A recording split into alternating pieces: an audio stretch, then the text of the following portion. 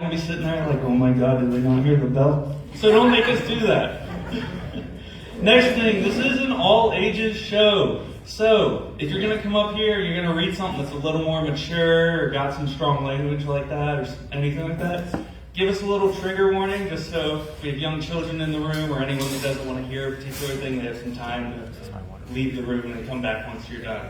So let's get this show on the road. Let's start with our first reader, who is also a first-time reader, and we love first-time readers here, Leon Lindsay.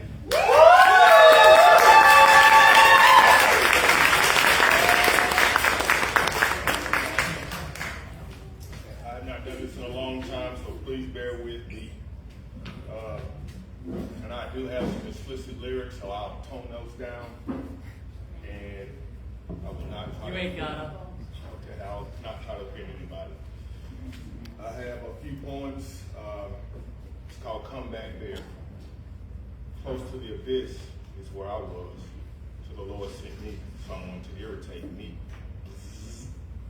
A company of comfort, tan pequeña, fit so tightly between these arms.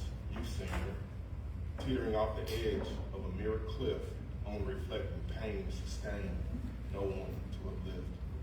Come back there, come to bed. It's recess. Hold me close, all I want, desire to possess. The next one is called Let's Get It On. Let's Get It On.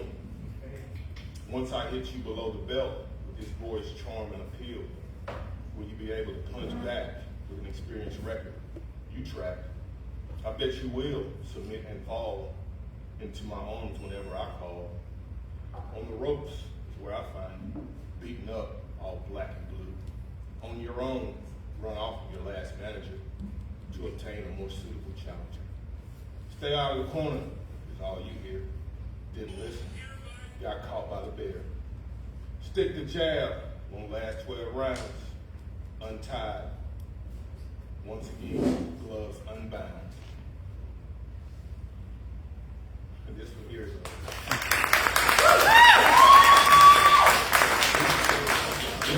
little bit more dark, so give it time and kind of let it sink in. It's called Just Wait. I will. I'll crush you with attention to detail, and death will follow our relationship even to the casket. I'll suffocate you with love and hold you in contempt, if not reciprocated, based solely on my emotions. I'll hang you out to dry in the Maine winter and gaslight you into submission of a leaving a cold shoulder. I'll cut you with words so deep they shatter bone and make you wish you could time travel to the past. I'll ask you to hold my hand in marriage and leave you at the altar. Just wait. I will.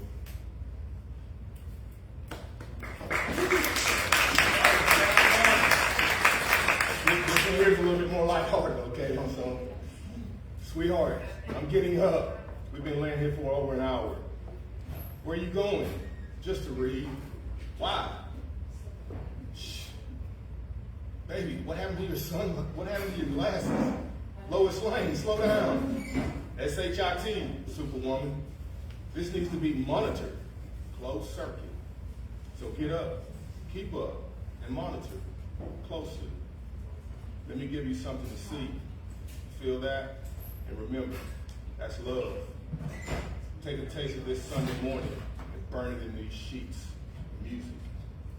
Mi amor, a flowers in bloom, moving in tandem to this rhythm. Recently learned dancing side by side until you hold me again. That was called On a Sunday in September.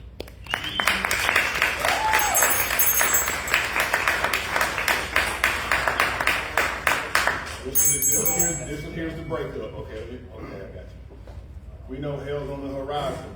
This damn collect call with Horizon. Breaking up. Can you hear me now? No. But I'm talking as loud as I can. You never listen to me. Why? I'm done with this S-H-I-T, MFer. Bye. You broke up. On me? What? Don't deny. It was a mistake. But I'll change. My provider. New contract. Just listen to me, baby. It's my new info. New contact. That side chick sold me this effing Android. Never thinking of this. Your new void. I'll put us on a new plan. Just me and you. Solo. No other to demand us exclusively.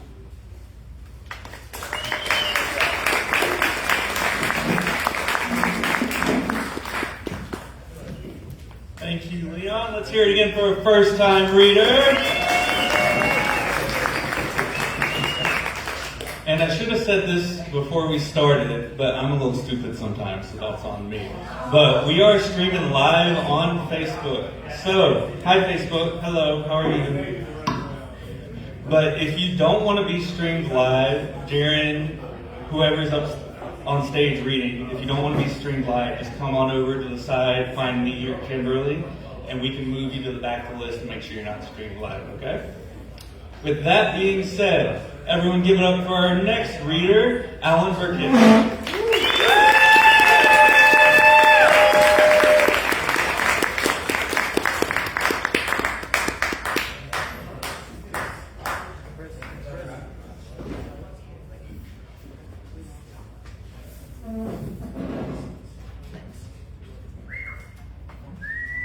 Hey guys! What's up? Don't let this count against my minutes of reading, but I have a really brief announcement to make. My newly found friend and all-around great person, Grace Dellis Wyatt, myself, Susan Hazen, and Aubrey Fannin will be performing a performance called Real Men Can Name a Kitten on October 10th at the Signals Museum. Doors open at 7. Show starts at 7:30. Finale is projected to be 8:45. So please put that on your calendar. I'm really excited about it, and we're putting a shitload of rehearsal into it. So hopefully y'all can come out. Okay, as far as my poems, yeah, it's maybe R rated. So yeah, just be aware. Okay, this first one is called On the Corner of Santa Monica and Desire. Under the bruised glow of the Chateau Marmont, where the palm trees lean like hustlers swapping secrets, he waits. Shoulders curved into parentheses, a body bracketed by red and white neon. Call him Joshua or Trevor or fuck, call him whatever. Names are smoke. What matters is the knife-clean jaw, cheekbones that could cut glass, the way he leans against the lamppost like the city owes him rent. He learned young to strangle shame in his good, to read a glance the way a thief reads a lock, to read a wallet by the way a stranger licks his lips, to turn a heartbeat into bills. The city keeps its time with a cracked rhythm, sirens for bass, hills for hi-hat, a chorus of home promising an escape that never comes. In another, I'm sorry. Can I have a chair? My legs. Sorry about that. Thank you. Sorry, guys.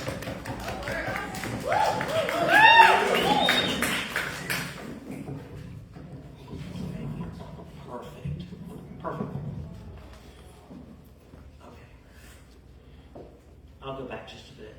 He learned young to strangle shame in its crib, to read a glance the way a thief reads a lock, to read a wallet by the way a stranger licks his lips, to turn a heartbeat into small bills.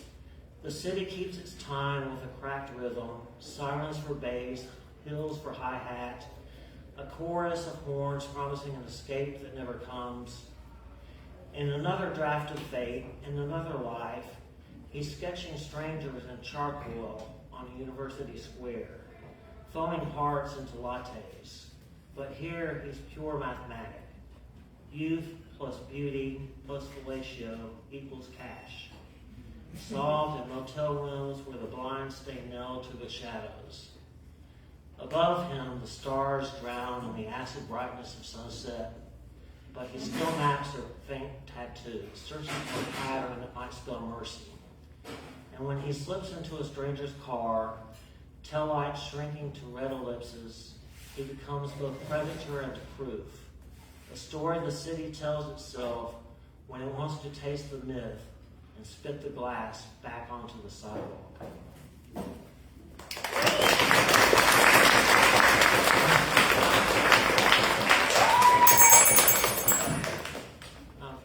Here's my second one. You got time. Sorry. Okay, no worries.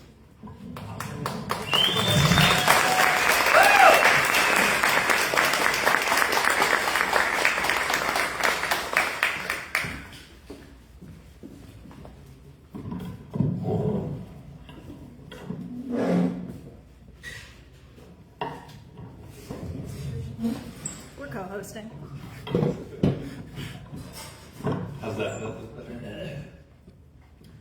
All right. Thank you, Alan. Now, just to repeat the information Alan was talking about. So, there's going to be an event called Real Men Can Name a Kitten. It's going to be on October 10th at the Signals Museum. And like he said, doors are going to open at 7. Show starts at 7:30. Come out and support some of your friends from Out Loud. Go hear their stuff. It's going to be an awesome night. Yeah. Woo!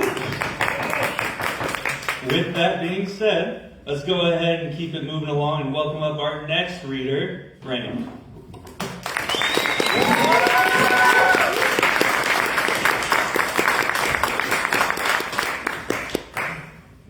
Hi. So I'm gonna level with y'all. I'm about to come out to you right now. This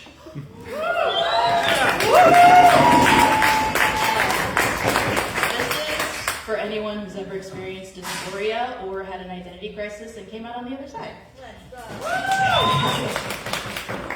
It's called Don't Look.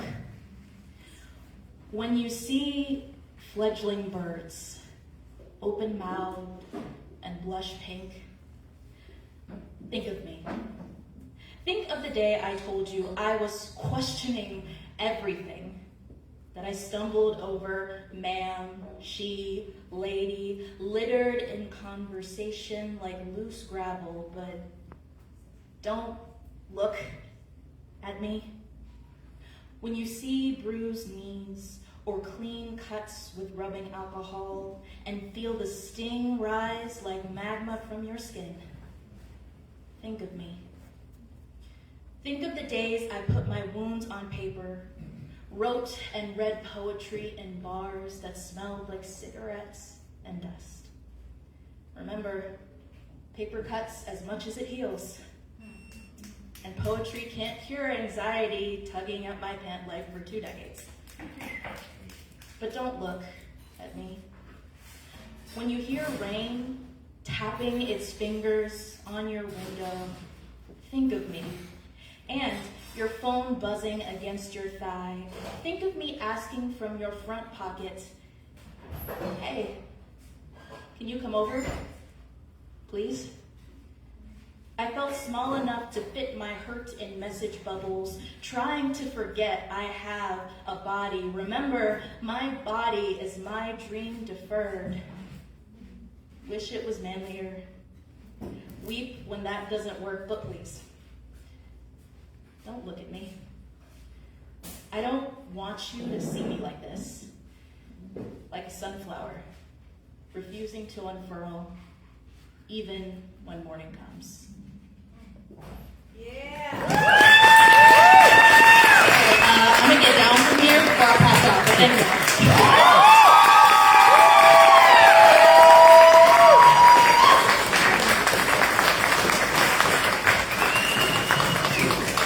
Thank you, Rain. Now, last time time I was up here, I was talking about Real Men Can Name a Kitten, which is on October 10th, by the way. But before that, on October 2nd, there's going to be a storytelling event at Shenanigans. It's going to be a benefit for Crisis Services of North Alabama. At that event, two of our very own board members, first our founder, Kimberly Casey, is going to be reading some poems, and then Grace Dellis, whose name you've already heard once tonight, is going to be making her storytelling debut. So come out to that. It's going to be at Shenanigans on October 2nd. You can find more information on our social medias, on Instagram, Facebook. So if you want to know more, go check it out there. And in the meantime, give it up for our next reader, Jim Parker.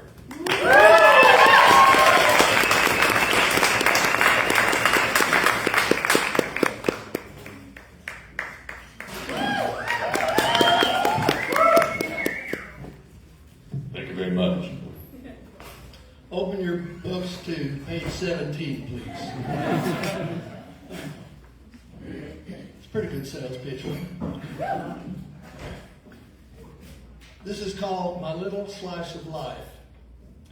It's my honey's hand hanging over my shoulder, the taste of her lipstick on my Coca-Cola can, the smell of her hair after taking a shower, the warmth of her body when she comes to bed. It's the rattle of pots and pans in the kitchen. She's begging me to peel one more peach. I pick at her pie as it cools on the counter, but nothing compares to the first bite I eat. It's the taste of a cup of coffee at Starbucks, the flavor I savor when I get a chance. The heat of the cup so hot I can't hold it. I blister my lip, but I go back again. It's the sting of the bee as it cleaves to my finger, the fear I feel as it's starting to swell. I can tell you tonight I'm tossing and turning. It's burning like fire and I feel like hell. It's a movie that makes me want to cry like a baby, the ache in my throat as I hold it inside, the effort it takes to fight my emotions, relief I feel when I break down and cry. It's the music I make with my voice as a singer, the rhythm I play in front of you now. It's the clapping of hands when the yodeling is over, the praise for my picking that makes me feel proud. It's the sun-soaked sky over Birmingham, the taste of a Tennessee sugar-cured ham, the sound of a siren screaming to the sea, the ticket I get when he catches me.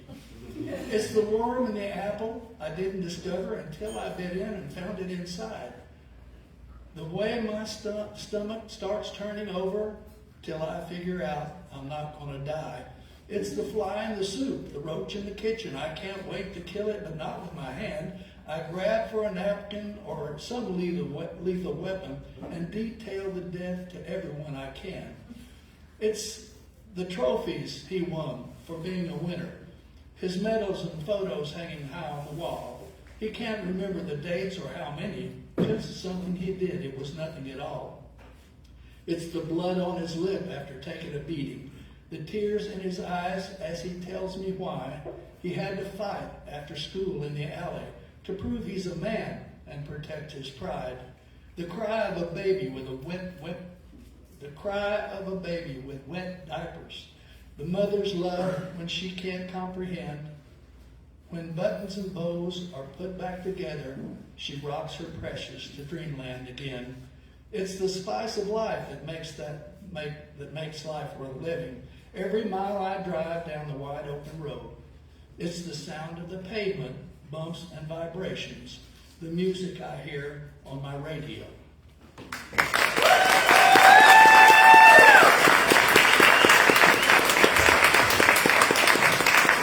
Thank you, Jim. Now, if you've been paying attention, you might have noticed this really cool t-shirt that I'm wearing tonight. Wow, it's so cool. And you might be wondering, Lucas, that's an Out Loud t-shirt. How do I get an Out Loud t-shirt? That's so cool. Well, guess what? I'm going to tell you. So, if you want to get a t-shirt, you can become what we call a member. And being a member of Out Loud has a lot of awesome benefits that come with it. You get access to our Discord server where you can meet, chat, talk to other poets, get feedback on your work. We had someone in the Discord right before this event tonight talking about something they were planning on reading tonight. So it's a really awesome community. If you want to become a member, come up to the merch stand over here. This beautiful gray Roland right over here. and talk to one of us, and we can work on getting you signed up and make you a part of this community. And we'd love to have you. Now, let's give it up for our 5th grader, Chelsea.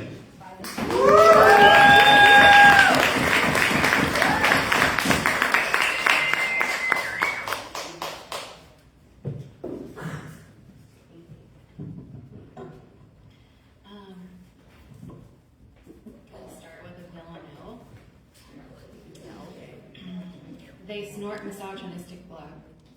Round here, men come and go, none of them a Michelangelo. Blonde extensions, bare body, white thigh hooks. They covet the pornographic child life and snort misogynistic blood. They want us at home, but don't want to bear the bills alone. We must do it all with a 25-inch waist and a perfect nose. Round here, men come and go, none of them a Michelangelo. Don't furrow a pretty brow,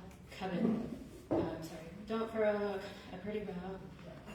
Corset those aspirations within your trousseau.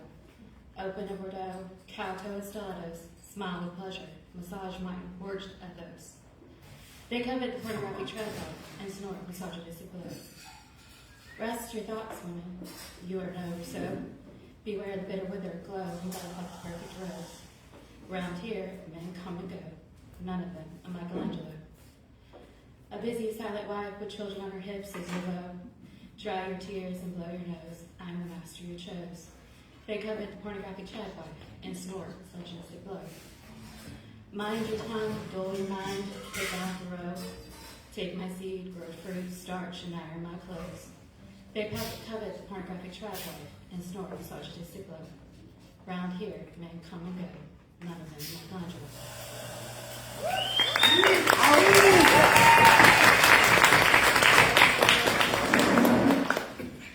And I guess I'll stay on the feminism track. This one's called Call Me a Bad Woman. And I'd like to be a bad woman too, Gwendolyn Brooks. I was born brown and whitewashed in American civilization. I learned the art of seduction in the wooden pew. I was raised red and denied history, but finally I defected. A round peg will never fit a square hole. I'm labeled ignorant as I don't consort with conservatism, though I've studied history, anthropology, and sociology.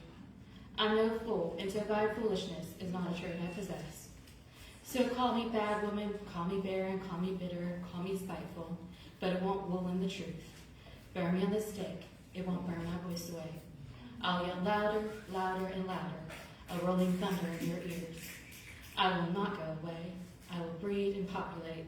My children will bear pitchforks at your door, for I am mother, and mothers are never ignored. So remember me, the bad woman, the walking, talking, and budding protest you have never been able to ignore.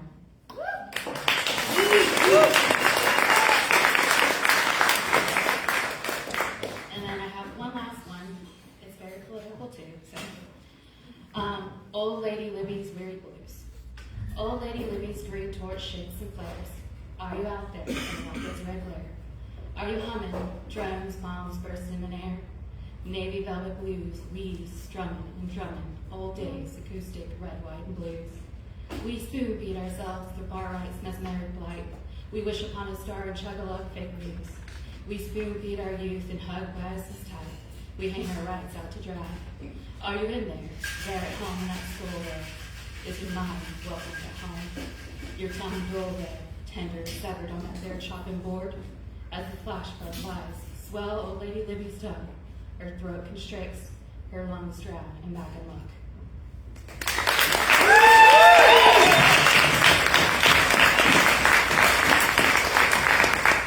Thank you, Chelsea.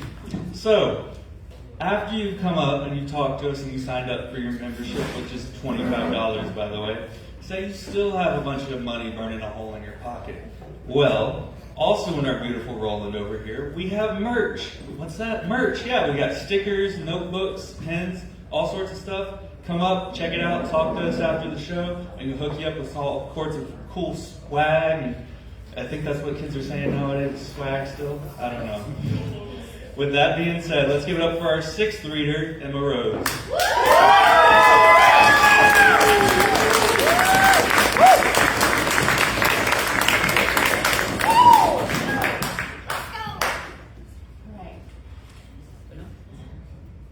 takes a kitchen knife in her hand, forearms bared, sleeves collecting, shifting forward as metal glints in air and pierces tear-soaked grass. Sobs rip from her throat. Heavenly Father's hand releases, leaving bruises from a chokehold that he's had on her since birth. The lack of oxygen killed brain cells. The damage lighting up on scans. I'm her and the neurons bounce left and right. I can see the dirt under her nails as she buries Bibles, slips, undershirts, jeans he made her turn and bend over in. She wipes the tears from her eyes, mourning herself and youth she miscarried so early. She just birthed a baby girl and blood still spills from her closing cervix. I want to reach through, clothed in black. No one should mourn alone, though the ballads she rocks herself to are so haunting and beautiful that I can't help but listen in awe. The babe cries in her arms, and she lays her beside the grave, carefully swaddling, shushing, tremor and strength both in her voice. The sun is set, and the fireflies seem few at first until we sit, wait, and notice more and more. Our brain begins to flicker in that depth. A fresh dug grave, more and more. A vigil with candlelight to honor her.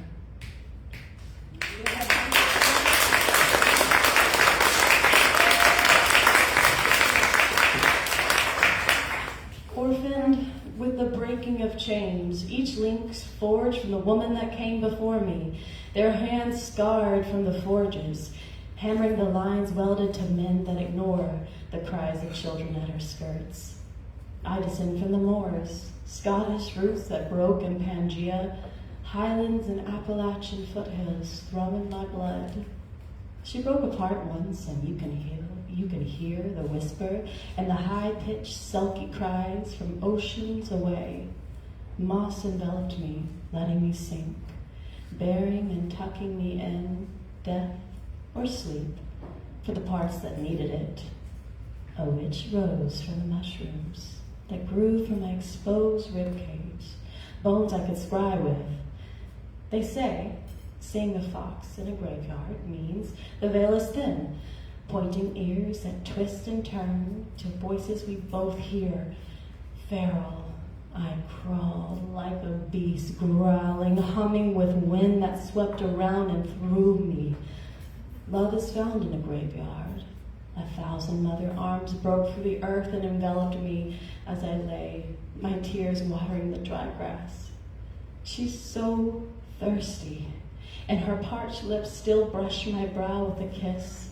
Her veins pour water for the small creatures that pant. I'm angry, she says. She's a mother to herself and to every living and dying thing. They forget her. Dead even remove themselves from her with carbon boxes that won't ever break down. We all need arms around us when we rot. Like the roots that are in the Appalachians, their ancestors are still guarded by fae across the ocean.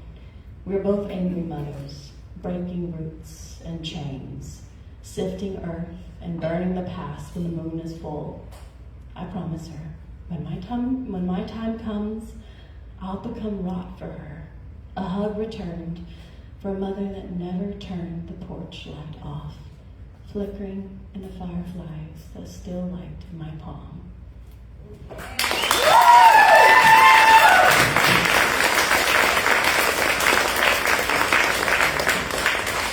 Thank you, Emma Rose.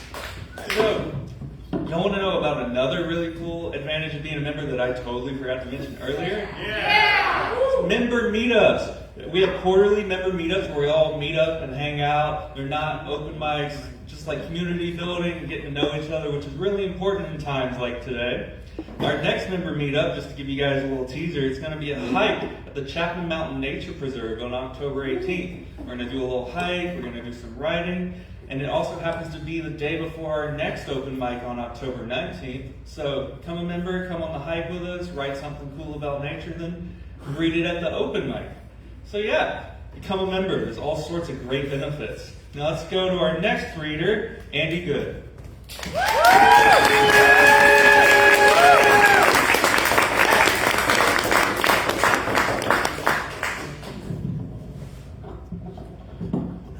Okay, so I have 2 solid poems, but only time for one. I can do whimsical escapist pluviophilia, or I can make all the white supremacists in the room very uncomfortable. The second one!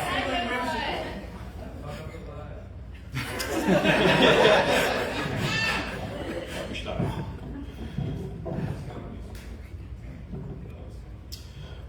And trigger warning, this has references to violence, namely like guns and bullets and blood and things like that, but I just want to throw that out there.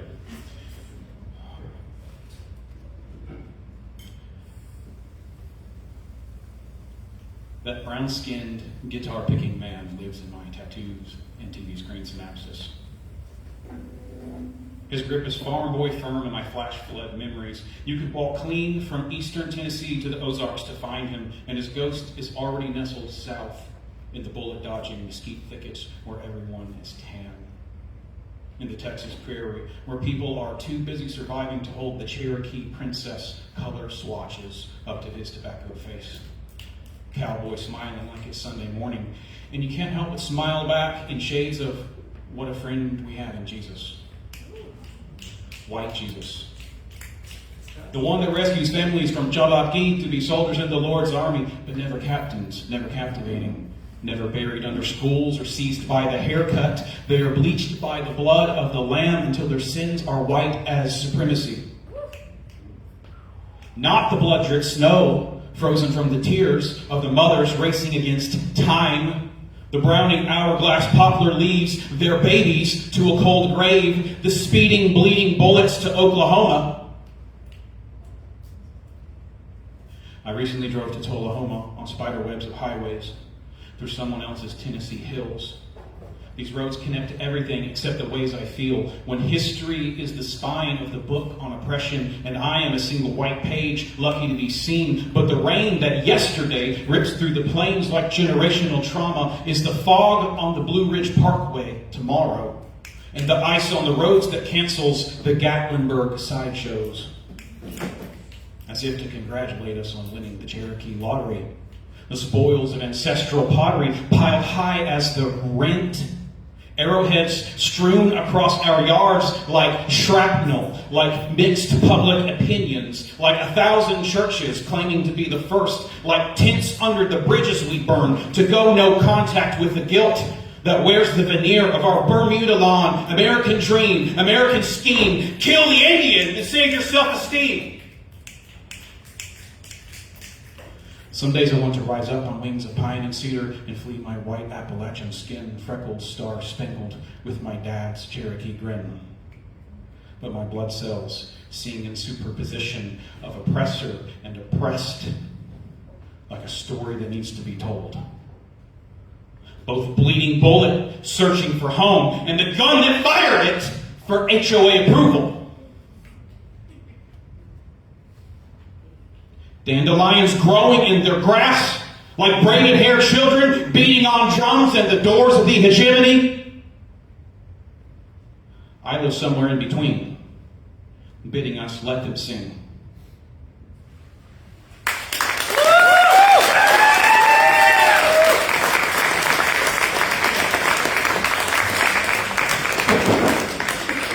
Thank you, Andy. I caught it. Thank you, Andy. And on that note, I do want to thank everyone that's here tonight for coming. It's such a beautiful expression of free speech, especially living in times like we are. And let's keep that energy going for our next reader, who's also a first-time reader. Everybody, let's get it going for Emery Good.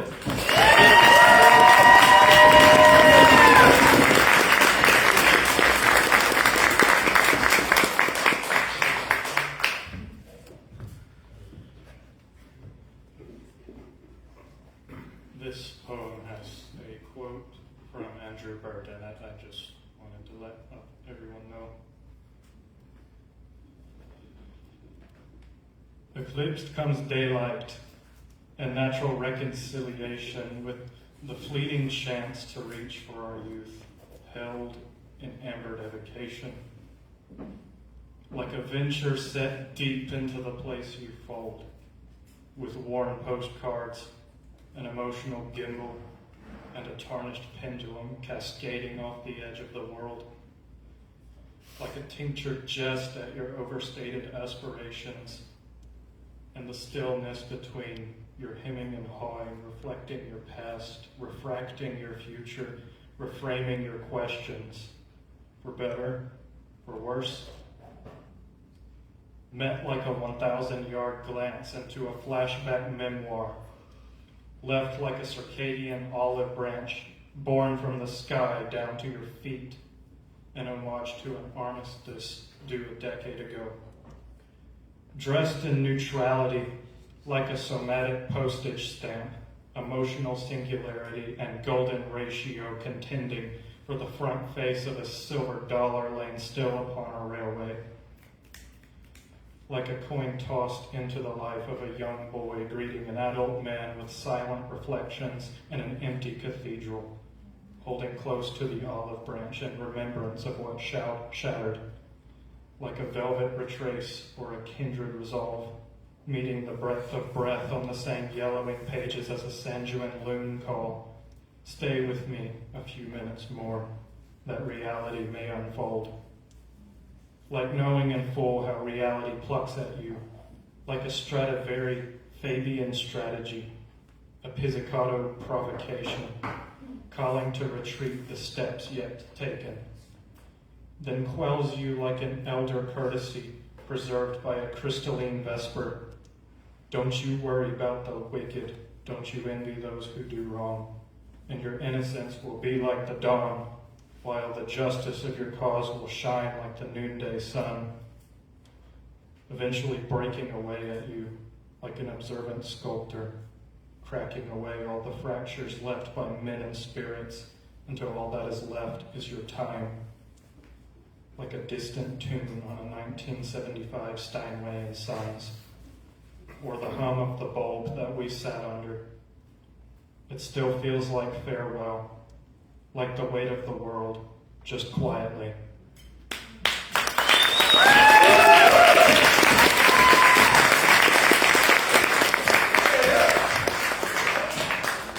Thank you, Emery. I promise I'm not going to drop it this time. So, just a temperature check. How's everybody doing? We're about halfway through the night. Good, that's what we'd like to hear. Well, let's keep it rolling and give it up for our 10th reader tonight, Shane.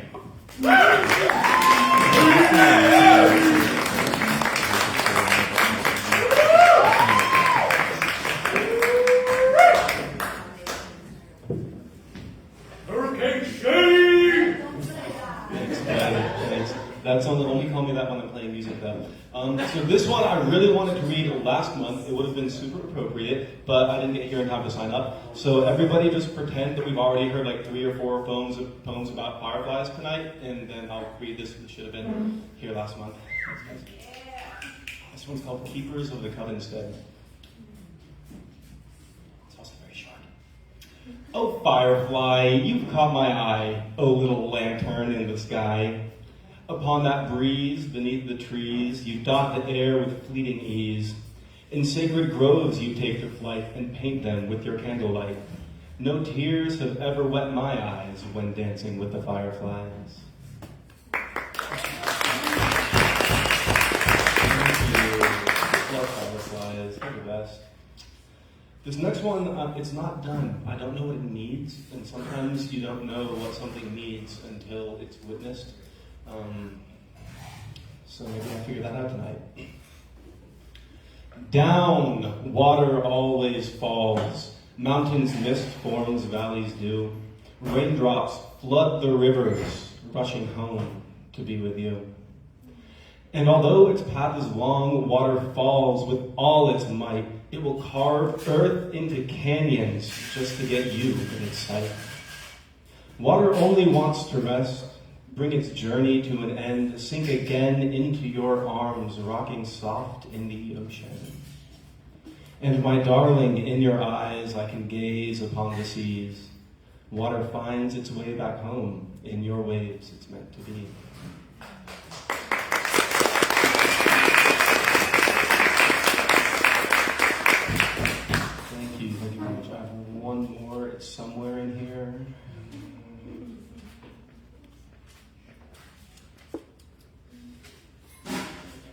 It's somewhere. Here we go. Okay. I wrote this one on a bad day. It's called apoptosis. Correct me if there's a biology person in here. That's correct. Apoptosis. All right, thank you. Biology, let's go. Please, Mr. Jailer, please bring me that key and unlock this cell so that I can be free. I can peer through these bars, and it's torture, you see, that this prison I'm in should be built out of me. No, the bars are not iron, the walls are not stone, for I'm held in a prison of sinew and bone. In my skull sits this jailer that keeps me alone, locked up and held back by this mind of my own. Build a wall, it will say, or don't let yourself show. Here's a reason to fear, let me darken that glow. So I'm trapped by my mind, but in my heart I know that the universe wants to help me be let go. So please, Mr. Jailer, please bring me that key and unlock this cell so that I can be free.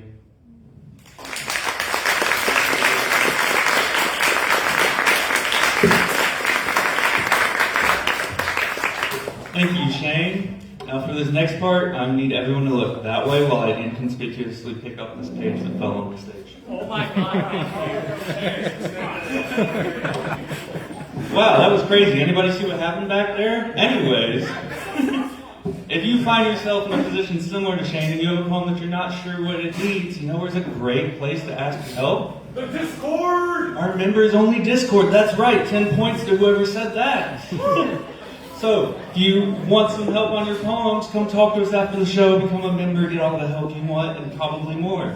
Let's keep it going. Everybody give it up for our 11th reader tonight, SJ.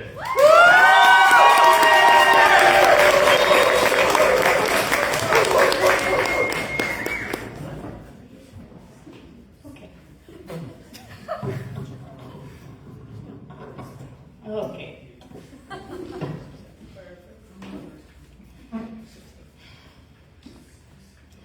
Would you tie me to a stake, hang me by the neck until dead, press my bones until they crack, pressed like a flower between the pages of a dusty and long-forgotten history book, a grimoire, a tome, a tomb? Would you throw me into the river to see if your God would let me drown or see if your devil would have me float? Stab every inch of my flesh, trying to find even one spot of resilience, one spot that refuses to bleed when pricked. How will the witch be tested? Would you lock me in a den of wolves, hope the carnivore would tear out the throat you can't stop from speaking? And if I am eaten whole, swallowed, I'll grow into the she-wolf's tooth, give her the taste of the blood of men. If water has memory, then so does my blood. Feed me to the predator, and my body becomes her.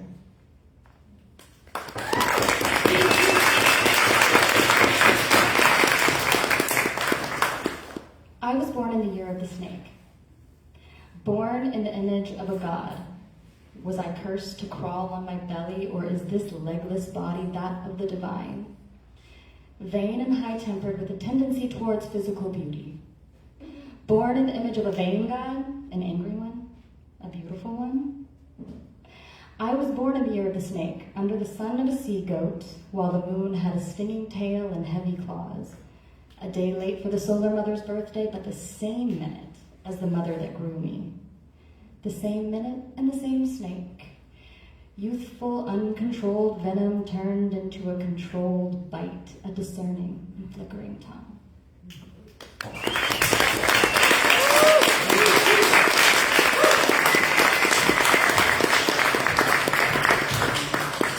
Thank you, SJ. So, there's another really cool thing that's coming up soon that you don't have to be a member for. It's called our yearly anthology. So, if you've been a part of Out Loud for a while, you know about this, but if you're new here, let me tell you about it real quick. So every year, we put out an anthology that's kind of like a yearbook of all the poems that people have read at events over the course of that year. If you've read anything, any Out Loud event, you're eligible to submit to the anthology. Submissions are going to open up after our November open mic, which is on November 17th. and they're going to run all the way through to our December open mic. So you have a whole month to submit. Don't stress Kimberly out and wait till 11:59 on December 17th. So get those poems in. If you have anything that you're like, I want to read it, but I don't know what the right time is, right now is the right time.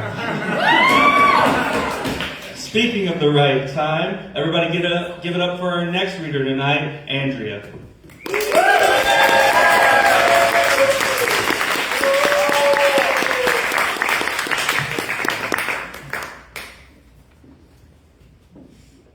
This is not an original poem, but it is my favorite poem.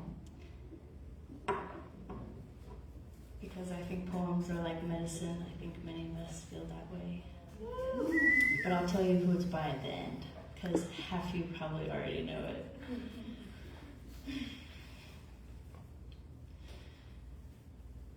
You do not have to be good.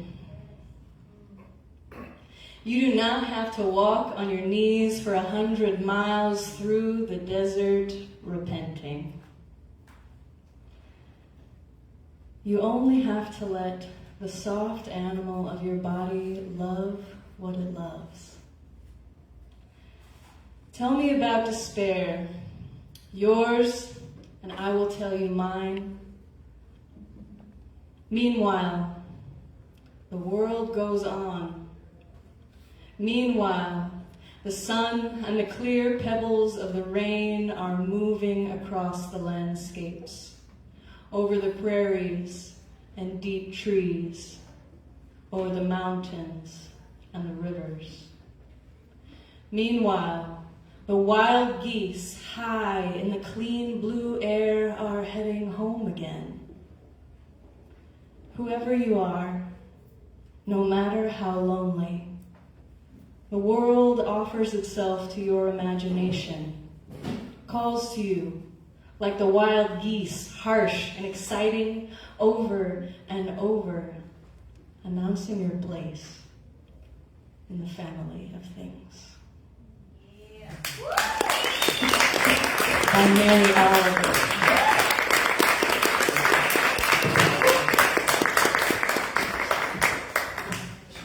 Thank you, Andrea.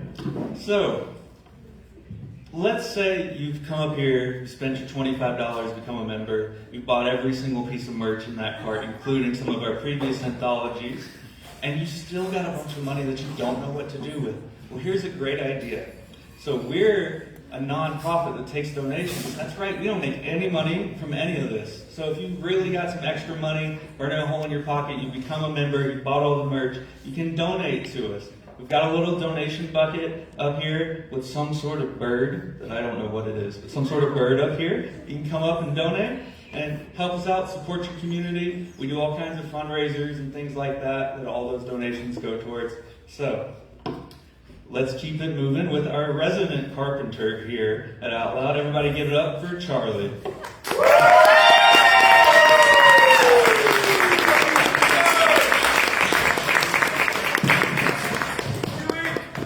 How awesome is that hat? That's a pretty cool hat. I feel like if you wear a hat that cool, you're a pretty cool person. I love you, Charlie. I love you too, Lucas.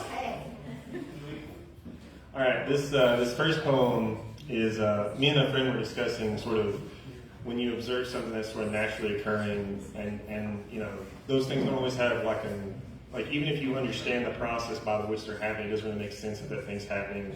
You know, I really enjoy nature and stuff, hence my new tattoo, which is a tree branch. I don't just keep one sleeve rolled up for no reason. It's healing. But do the other one as well. Do the other one as well? All right, yeah. All right. So this first one is called The Nature of It. Sight, the author, to understanding, hearing, like color on the canvas. There are natures to be learned, subtle and shy things not easily found, nor fully pinned down. But I will do my best to relay the nature of these things. The young tree grows fast, finding new roots in cold ground, leaves that seek the warmth, and a bark that waits for summer storms, moving towards a slightly higher place. That is the nature of growth. The song sparrow flies and now finds a perch, nesting in branches deep, and songs sung out from the shelter there. Here with comfort, no troubles to keep. That is the nature of a home. Two sit underneath a tree, watching young sparrows dive, hands and breath held for but a moment. A feeling between them carries a nature all its own, understanding even in silence. That is the nature of loving. The scene and the moment will pass, and all the stories will continue. However, these natures will remain.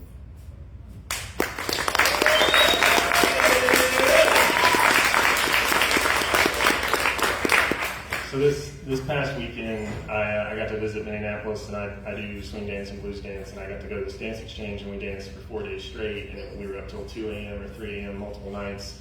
And so I wrote this next poem about that, and it doesn't have a name, but it's about dancing, so I'll come up with something later. All right, here we go. She moves with grace and joy, the music is heard and felt, and together we form a pair. Our bodies sway, the beat is solid, with each bar we form a joining shape. Her beauty is hers alone, set in this place, accompanying the notes, sounds felt but unheard. Her connection is strong and our arms overlap, steps are slow to meet the heartbeats. Two dancers here, forgetting everything except the music and each other. And the song will end, and yet I will remember the dance, the time, and her.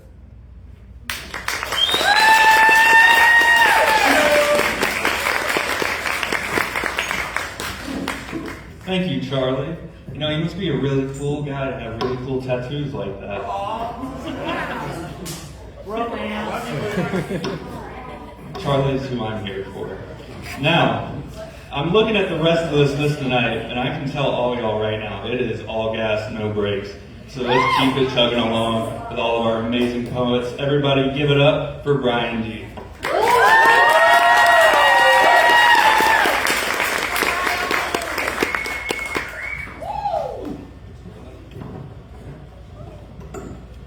All right, got 2 quickies for you this evening. Something old, something new. This first one's called Y'all Got Any More Than Lemons? We turned a hill of beans into a field of dreams. Then you crashed the scene, stole the fruit, smashed the seeds, soaked the soil with gasoline, and got the fucking nerve to ask for me to not react drastically? Nah, I think you can suck it from the back, my G. I'm talking way back. Back to when your can lost sight of humanity. See, these some top-flight dickheads. Eager to keep their beaks wet, they waddle back and forth between rape, pillage, and credit debt. Bomb a baby hospital sooner than suffer disrespect because it's hard to catch a whiff of the burning flesh from a private jet. Thank you.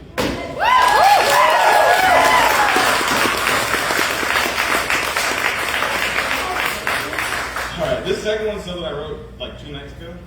It's called Protection Racket, parentheses, Goodfellas. What do you call someone that sells safety with a side of fear? Velvet threats wrapped in Father Knows Best. An architect who first designs the flaw within the wall, then stands as sole contractor after it all falls. What do you call someone who constructs entire societal systems on debt just to get laid? No shade, but that sounds like a crutch. They market our future as a favor for those who don't bitch too much, then leverage the dawn just to sell you back to dusk. What do you call a dragon that eats its own tail? Perfected circular ultraviolence, and this week we got a special sale. 2 for 1. Humans to guns, the ratio tends to flip, but the outcome never does. What do you call the warden who insists he's just another prisoner? Claims to have it just as bad, but I see you walking around at night. I see you not flinching at the locks you claim to fight. I see the blueprint in your pocket. This was always the plan. Some call it order, others a protection racket, but me, I just call it a man. Thank you.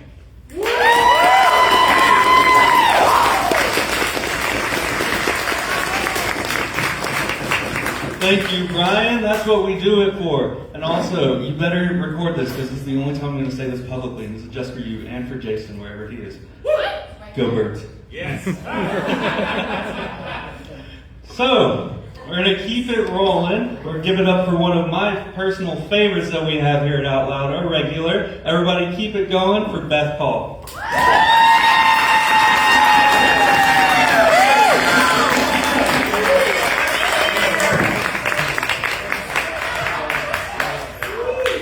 favorite and a regular in the same breath.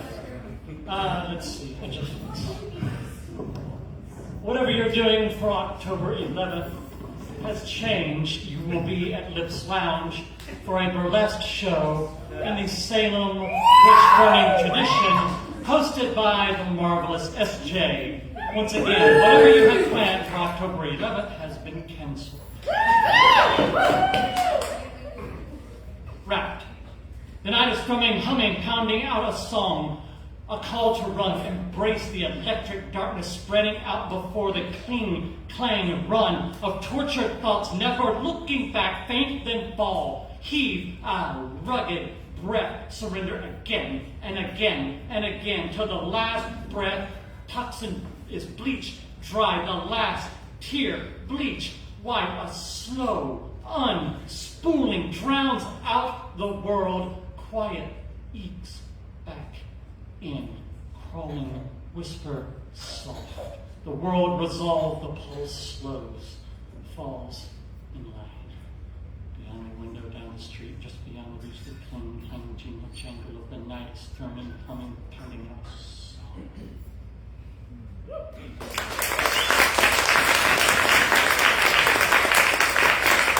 Drowsy March, version something. Sleep like a doorway waits, a portal betwixt and between this world and the next, that world and the last.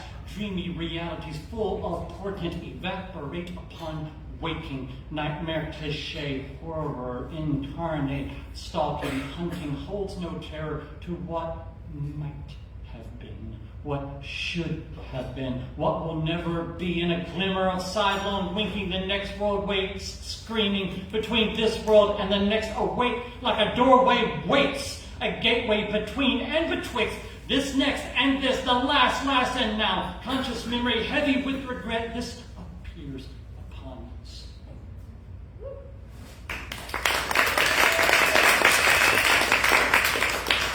Trust issues. You looked at me across the room, 1,000 miles away. My throat ran dry, my heart went numb, my lips forgot the words to say, unconsciously held my hope, ran out, watching trust motes fade away. You spoke to me across the room, barely even a foot away. My heart ran dry, my throat went numb, my words forgot the lips to say. Hopelessly held, my mind ran out, watching trust motes blow away. You reach for me across the room, not even an inch away. My lips are wet, my brain wakes up. My words pour out too fast to say, hopelessly held. My heart gives out, watching trust ghosts fade away.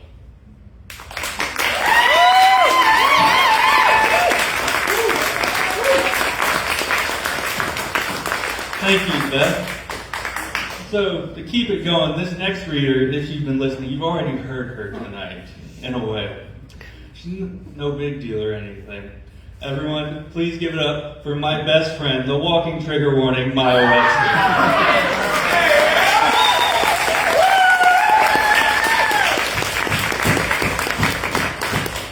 Since he already gave that for y'all, I'll just get right into it. This is new. They say that if you grow up with an angry man in your house, you will always have an angry man in your house. They'll be sitting on the couch, chin to their chest, with drink on their breath, fast asleep. They'll have their hands up my shirt and down my skirt, and eyes all glazed over with drink. They'll slam doors and windows and iron into wood. Phone went dark. Screaming, sweating all the drink out, it stings as it comes up, salt and liquor nearly sweet.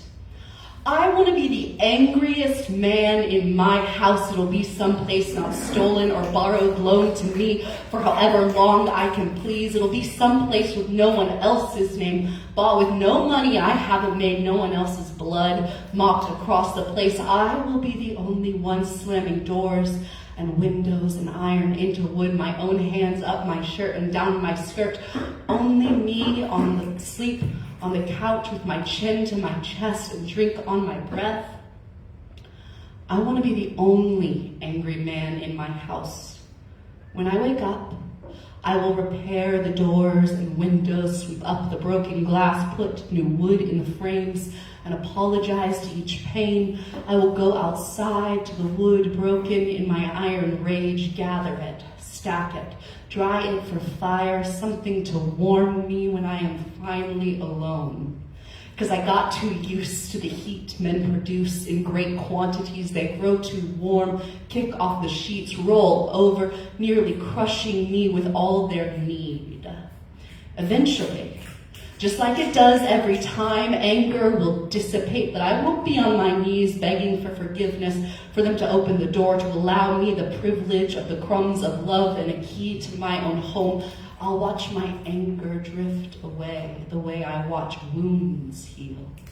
The scab always working its way over blood and meat, me picking and picking, but the process keeps repeating till the skin is pink and new, and I've got to choose not to make another wound where that one was, not to let another angry man in my house. This time I'll put him out.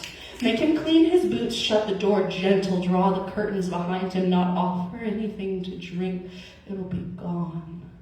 Like the angry man in my house, I'll be left with only the stretch of new skin, little puckers of scar tissue from hands going through glass, the calluses left by the wood and iron axe, the memory of pain between my legs, and last night's fog of drink in my head. They say that if you grow up with an angry man in your house, you will always have an angry man in your house. I'm going to be the angriest man in my house. I'm going to be the only angry man in my house. I'm going to use up all that manly anger until I am me. Finally. Thank you.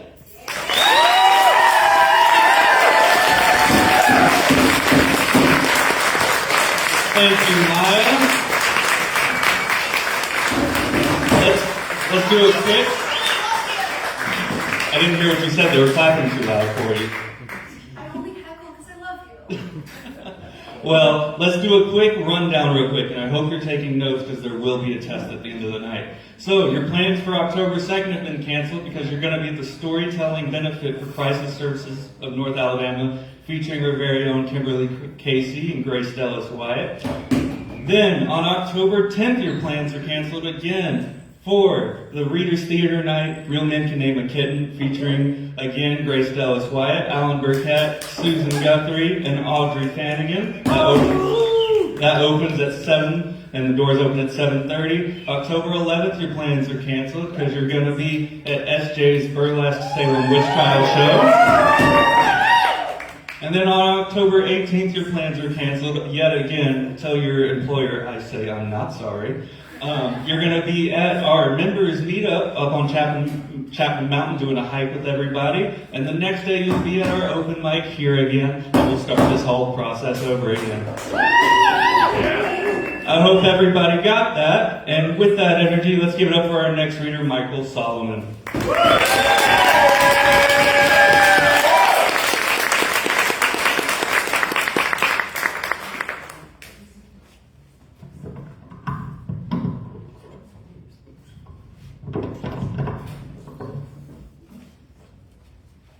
This piece is called In Doggy Heaven, and it's an homage to my first and greatest love, who was named Yogi. In doggy heaven, it never rains. Days are warm and bright until dusk heralds cricket chirps and fireflies. When I flip on my back and wriggle from side to side, the grass is just the right amount of dry, scratchy goodness. In doggy heaven, the chipmunks are a step slow. These days I forego the chase. Greenies are liberally dispersed. Even a pea in the garden earns a minty treat. Sometimes I fake a pea just to get a second green delight. My human palms it over, but grins and calls me a little sneak. So maybe he's on to my ruse. In doggy heaven, my human is always home, reclined in his leather chair, his feet propped up on an ottoman. I crawl into his lap, drape my head over one leg, inhale his scent. He scratches my haunches, behind my ears, my back. How can he know all my favorite spots? In doggy heaven, I'm always a good girl, the best girl in the whole world. He tells me over and over while planting light kisses on my head. I stretch my paws before me like a supplicant, lower my chin to the floor and gaze up into his eyes. This is how I tell him, you're the best human in the whole world. I can barely remember the before times when my legs were stiff, every step agony. My hearing had deteriorated so much I could hardly hear the barky dog next door, and a white cloud had settled over my eyes. In doggy heaven, the white veil has been lifted. I see the world in sharp relief. My hips don't hurt anymore. I spring onto the bed like a puppy, nuzzle beneath the blanket and drape my tummy over my human's legs. If I put myself to bed, he joins me later. In the darkness, he forms a blanket around me like a den and kisses my head. In doggy heaven, I perch on the back step, squint at the sun with contentment, raise my nose, catching the scents carried on the gentle wind that rustles through my whiskers. Most of my memories have faded, but I clearly recall one day when my human draped himself over me, his body wrapped by sobs.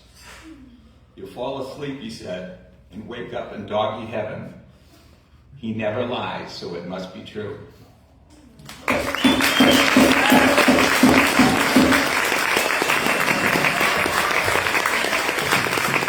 Thank you, Michael. May we all go to doggy heaven someday. Well, we're almost done for the night. So, the last time I was up here, we discussed your plans. Now we're going to discuss what you're going to do with all your money. So first thing you're going to do is you're going to come up here and become a member, and then you're going to buy every single thing that's in that cart until there's nothing left, and then you're going to get mad at me and Kimberly and all the board members because we don't have enough merch, and we will be so sad, but also so happy. And then you're going to donate to us with all that extra stuff, and you're going to support amazing local nonprofits like this that are able to give people a platform and express themselves. And then you're going to go to Lone Goose with everybody afterwards and enjoy the community over there. So, now, let's give it up for our next reader and see where they're going to take us. Everybody give it up for Rachel.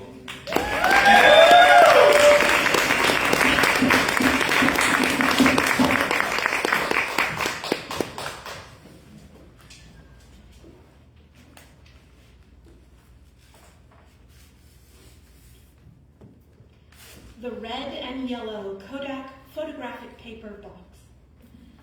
A red and yellow box beckons from the clear plastic drawer. The sensible sans serif font declares its former contents long since used up. Kodak photographic paper. It is the colorful squiggles adorning the box that allude to its current treasure. Prismacolor fine artist markers. The last cache of the art supplies to which I was allowed unsupervised use, the final boss of my mother's trust. These were not Crayola markers. These were big kid markers, nay, adult markers. The really cool kind with two tips, a broad one for sweeping arcs of color and a fine one for all the delicious details I was never allowed to say. I still remember the long, deliberate squeak as I filled in the sun, the chuff, chuff, chuff for blades of grass, the aroma of creativity, the businesslike snap of a returned cap, and the clatter of searching for the next color as I made art for her walls. Time, like ink, has run through my fingers, leaving lines on my body and stories on my heart, fading the box's call to create. Mixed media of fear and time form Schrodinger's markers, and so, patiently waiting until I can hold new memories or grieve the beauty that was never made, it solemnly rests closed in the drawer, the red and yellow Kodak photographic paper box.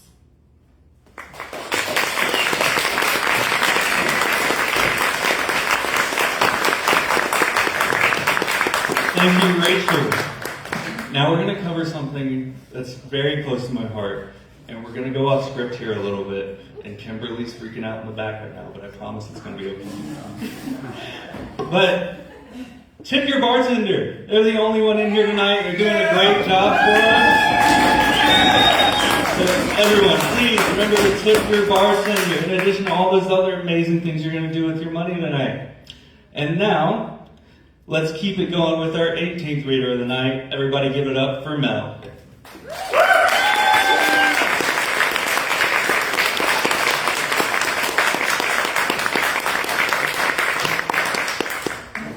Mel! Okay, moment of truth.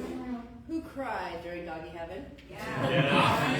Okay. I'm just saying.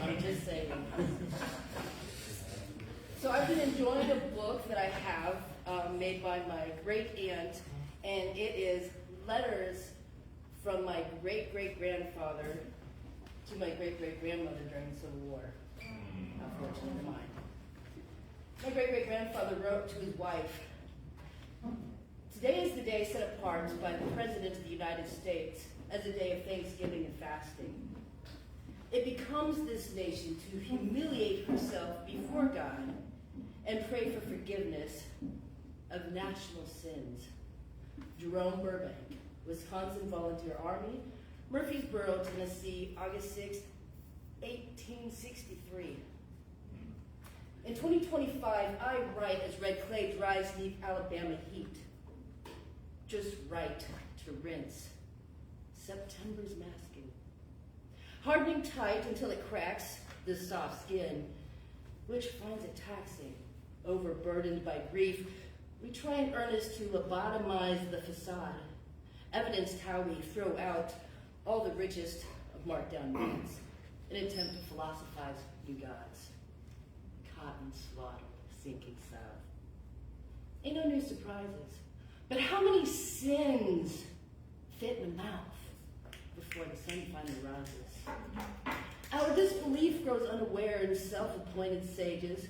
We, the herd, get lost amongst the deleted, buried pages, while spoon-fed more to swallow.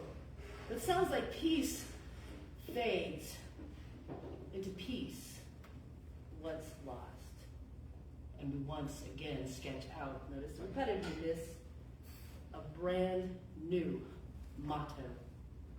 How many sins fit in the mouth before the new season rises? As we search for reasons, shaking our head in doubt, now is the time to take a stand. Now is the time to speak out. I myself can't offer reasons. Not for the misuse or the misappropriation. Not even if I attempted to twist my voice into a sound that resembled explanation.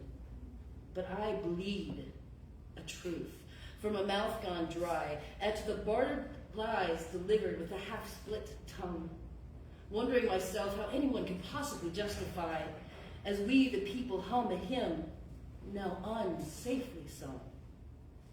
We offer one another ruin wrapped in grace, in a big bow of bones, a brave confession. Though we still look past each hollowed face through to the heart that beats behind repression.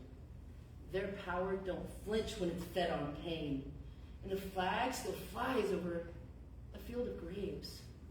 The system grins wide, laughing, roaring from the capitalist brain as it grinds the poor and calls them slaves because they privatize what they stole by war, then cut off the hands that dare steal it back.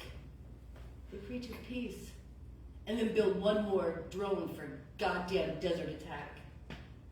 Empire thrives on a practiced lie, painted red, white, and blue, bled, bone, dry. So if you ask me what all the reasons are, I couldn't tell you any better than I could imitate the sound of a nebula or even the voice of a dying star. But I know the thing that connects everyone in this room, all who write or claim to be a mouthpiece or have ears or have fears. See, I'm the question this nation deflects. We are all the question that this nation deflects.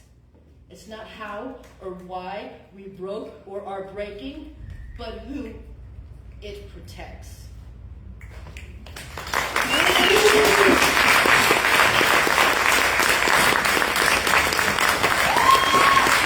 Thank you, Mel. That's a really good message. Everyone in here who writes or listens or reads, we're all connected by a beautiful thing called free speech. And I'm so glad you all are all here tonight. And we're almost done, but we've got 2 readers left. So let's keep that energy going. Everyone give it up for your next reader, Hannah.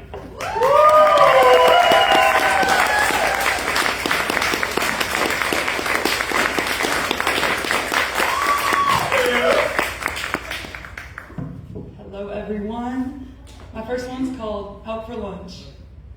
Mom and Dad went on a date today. Mom and Dad, the rents, my parental units. Married for 34 years, isn't that an abominably long time to find yourself attached, latched, patched in the quilt of another person's life? I think it's quite cute, makes acutely aware my own doe-eyed obsession with love. Eventually, it'll be time I find I have those years of mine, potentially behind him and I, perpetually sewing our colors and shapes together, becoming our own versions of steady, graying, happy Mom and Dad, still going on dates so many years later.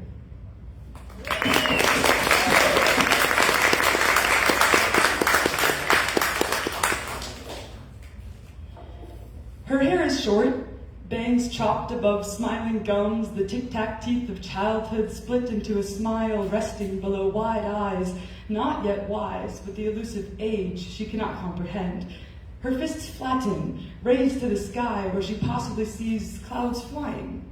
She doesn't know they're cumulus or strato, whatever they're called, but blue eyes connect with blueness spread overhead, just as they will years later. Even when her soft-skinned stature has shorn away, just as her surroundings' mystique underwhelms as time wears on, her straw-struck hair will darken, teeth will ungap, and limbs lengthen until she is unrecognizable as the girl back-to-back with zinnias of a garden she will tend to as a teenager, between an overwrought schedule she never expected.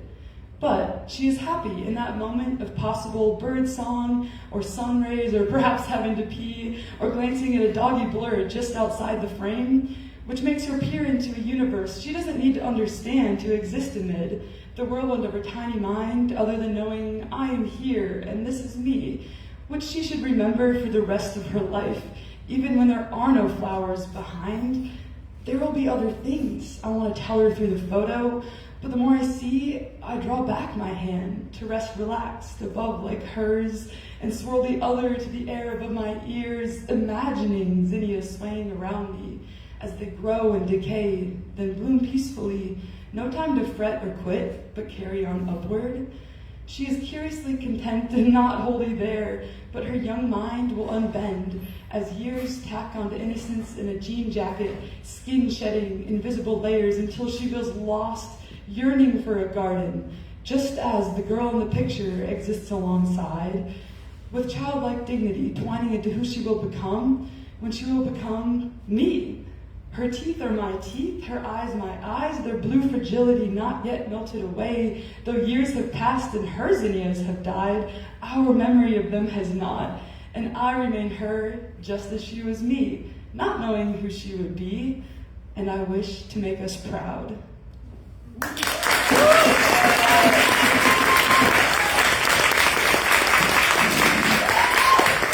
Thank you, Hannah. Now, I'm really sad right now, y'all, because this is my least favorite time of the night. We've got one reader left. I know, it's so sad, but it's also one of my favorite times of the night, because we have an amazing reader coming up next.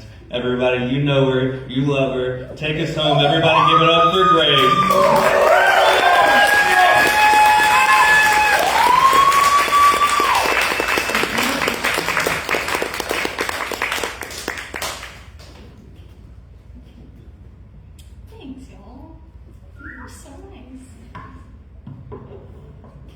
Hannah, I thought we were the same height when you were up here, and then I got up here and I was like, oh, we're not. So, content warning for this poem, gun violence and statistics referenced in this poem were sourced from the K-12 school shooting database. Oh dear. This is called record keeping.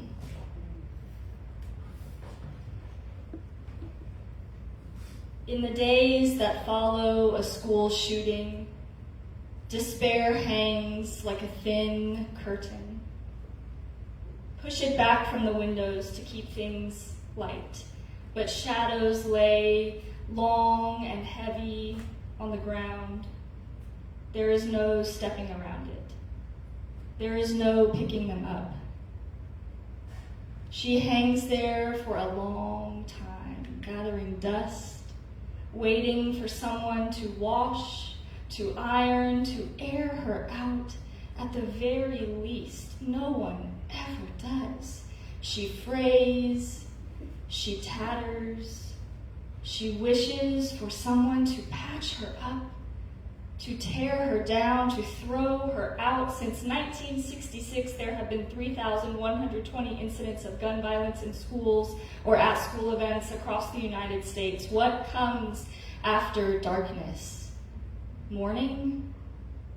Acknowledgement for all the things we have lost and keep looking for? If you dive past 30 feet, Earth's gravity makes further descent easier.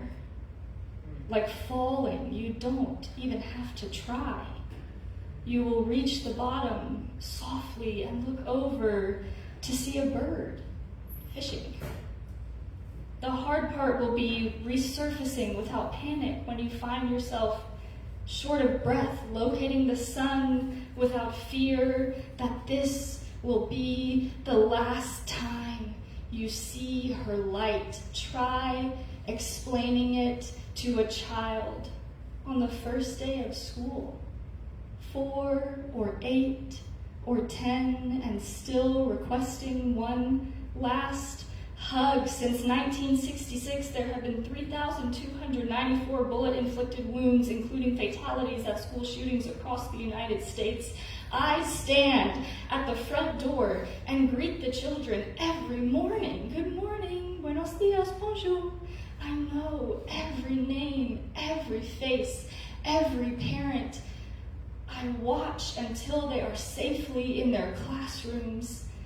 I will die for them again and again. I am sure of it. 6,414 times if you ask me to. I consider how long would we stay home if we took one day of leave for each school, each wound, each child. At the time of this writing, 17 and a half years. What is that? Kindergarten to high school graduation? Imagine staying home for all of it.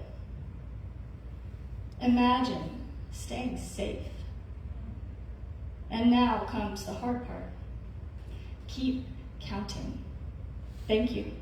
Thank